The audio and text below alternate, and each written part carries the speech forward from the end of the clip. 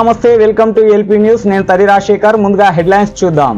BRS కు మరో big shock. Congress లోకి ఎమ్మెల్యే డాక్టర్ సంజయ్.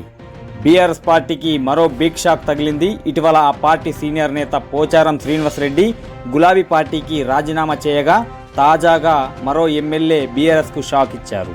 తాజాగా Jagtial MLA doctor Sanjay BRS పార్టీకి రాజీనామా చేశారు.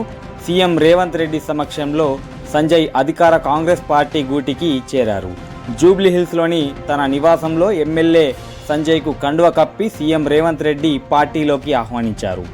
ఆపరేషన్ ఆకర్షకు తెరలేపిన సీఎం రేవంత్ రెడ్డి 2 రోజుల వ్యవధిలోనే 2 ఎమ్మెల్యేలను చేర్చుకొని బీఆర్ఎస్ను కోలుకోలిని దెబ్బ కొడుతున్నారు.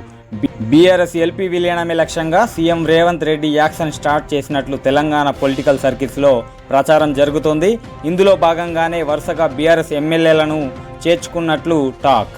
2 రోజుల గ్యాప్లోనే 2 ఎమ్మెల్యేలను చేజార్చుకున్న బీఆర్ఎస్కు నెక్స్ట్ ఎవరు వెళ్తారోనని టెన్షన్ పట్టుకుంది.